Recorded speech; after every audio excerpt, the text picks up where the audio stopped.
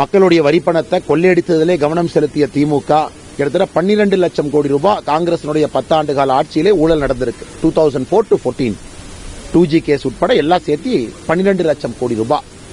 இன்னைக்கு கனிமொழி அக்கா பழைய காலம் மாதிரி நினைக்கிறாங்க. அவங்க ஆட்சியில் இருக்கும்போது எதுவும் செய்யல. 12 அமைச்சர்கள்னே ஒருத்தர் 2 பேர் இல்ல, 12 பேர் கூட்டணி கட்சியோட சேர்த்து. ஆனா இன்னைக்கு நிலைமையை பாருங்க. மோடி ஐயாவுடைய 10 ஆண்டு கால காலத்துல தமிழகத்திற்கு எல்லாம் செய்திருக்கின்றோம், செய்து கொண்டிருக்கின்றோம். தொடர்ந்து பேசிட்டே இருக்கணும். எல்லா இடத்துலையும் மருத்துவக் கல்லூரியிலிருந்து, விமான நிலையங்களிலிருந்து, துறைமுகத்திலிருந்து, மக்களுக்கு தேவையான அடிப்படை 6000 ரூபாய் விவசாய பெருமக்களுக்கு இருந்து, சிலிண்டருக்கு 300 ரூபாய் 200 ரூபாய் மானியத்திலிருந்து பேசிட்டே இருக்கலாம். முத்ரா கடன் 2 லட்சம் கோடியிலிருந்து பேசலாம். அதனால் கனிமொழி அக்கா பழைய உலகத்தில் நின்று கொண்டு கனவு கண்டு கொண்டிருக்கின்றார்கள். இன்னைக்கு எல்லோருக்கும் தெரியும், மோடி அவர்கள் ஜனவரி மாசம் 2ஆம் தேதி திருச்சிக்கு வந்தாங்க, நாட்டு மக்களுக்கு திட்டத்தை அர்ப்பணிச்சாங்க. சென்னைக்கு வந்தாங்க, நாட்டு மக்களுக்கு திட்டத்தை அர்ப்பணிச்சாங்க. மதுரைக்கு வந்தாங்க, திட்டத்தை அர்ப்பணிச்சாங்க. பார்த்துக்கிட்டே இருங்க, எத்தனை இடத்துல கம்ப்ளீட்டா தொடர்ந்து செய்து கொண்டிருக்கின்றார்கள். இன்னைக்கு வர்றாங்க, திட்டத்தை அர்ப்பணிக்கிறாங்க. மார்ச் முதல் வாரம் வரப்போறாங்க, திட்டத்தை அர்ப்பணிக்க போறாங்க. எதுவுமே செய்யாம திமுக கை கட்டி தமிழக உரிமையெல்லாம் விட்டு கொடுத்து விட்டு, ஜல்லிக்கட்டு தடையிலிருந்து எல்லாம் விட்டு கொடுத்துட்டு, இன்னைக்கு எலெக்ஷன் அப்ப திமுக பேசுது, மோடி அவர்கள் எலெக்ஷனுக்காக வர்றாங்க.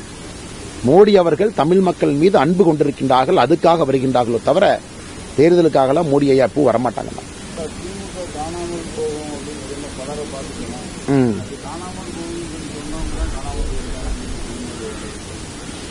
ஆனா திமுக இதற்கு முன்பு 1991 எஸ்டி எவ்வளவு எம்எல்ஏ ஜெயிச்சாங்கண்ணா?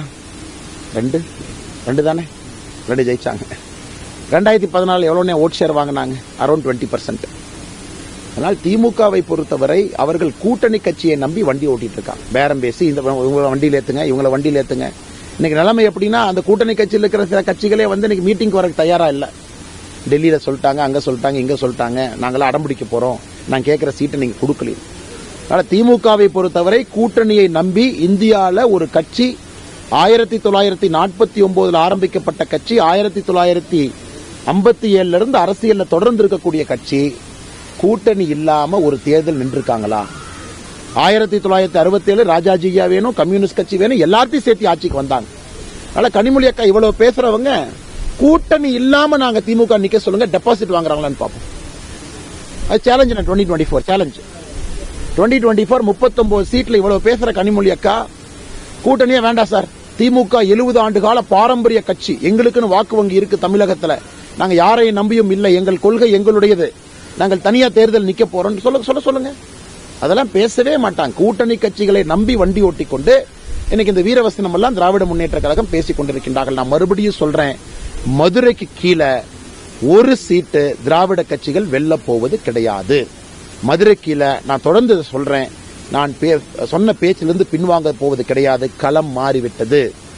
எல்லா பக்கம் நீங்க பாருங்க, திராவிட கட்சிகள் யாரும் மதுரைக்கு கீழே ஒரு சீட் வாங்க மாட்டாங்க.